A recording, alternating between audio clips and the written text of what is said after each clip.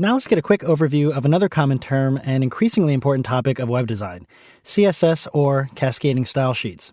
CSS is used for many things, but its primary function is essentially to provide an easy way to control the appearance of a page, or more commonly, multiple pages in your website. Instead of formatting the appearance of text, links, tables, images, and so on each individual page, cascading style sheets let you create a collection of appearances or styles for each of these types of elements that can then be quickly applied to as many pages in your site as you like. If you later change your mind about the appearance of these elements, all you have to do is go in and change your style sheet, and your changes will instantly ripple or cascade across all the pages using that sheet. For example, say you create a style sheet that says all regular text in your site should be in the Arial font at a size of 12 pixels and in blue. Once that style sheet has been linked to your pages, all of the regular text on those pages will conform to that appearance. And if you change the style sheet to say that all text should be red instead of blue and that the font should be Verdana, those pages will instantly conform to those changes as soon as they're opened. CSS is an extremely powerful tool that can be used to control not just the appearance of text and images, but can also be used to lay out your entire page. In fact, its primary purpose has always been to separate the presentation of a page from its structure. The word presentation in terms of web design has to do with the way the page looks. And the word structure has to do with the meaning of the page's content. For example, in XHTML, an H1 tag means that the text within it is a header. That's its structure. It's meant to stand out as a heading.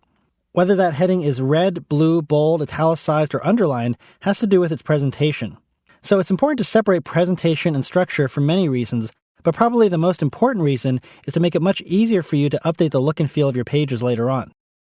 For example, you might have a page with a lot of text and images, and the content is all fine, but you just want to change its look. With CSS properly implemented, it's a snap to go in and change your styles to give your page a whole new look without changing its structure or content. A great example of CSS in action can be found at csszengarden.com. This is a website dedicated to promoting the use of CSS for page design and layout. And what they ask people to do is to use the content of the main page that you see here, and they provide the HTML for this page. You can see download the sample HTML file right here.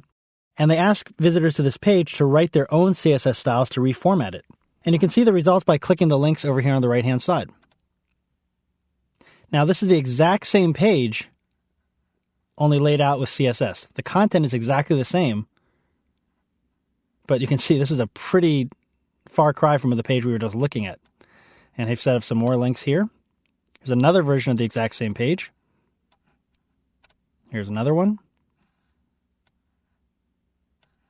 Here's another one. Again, this is all the same content, just with different CSS styles applied to them. So you don't have to click many times to see that there are endless possibilities with CSS. So what does this mean in terms of Dreamweaver?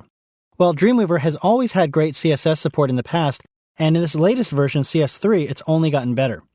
CSS is also Dreamweaver's default method of setting up page properties like background colors or images, and it also uses CSS for formatting text. So even if you just type a few lines and make the text bold or italicized, Dreamweaver automatically creates a style sheet for you.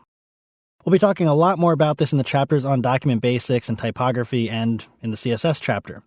For now, I just need you to understand the basics of what CSS is, and that it's something you're going to have to learn about if you're serious about getting into web design.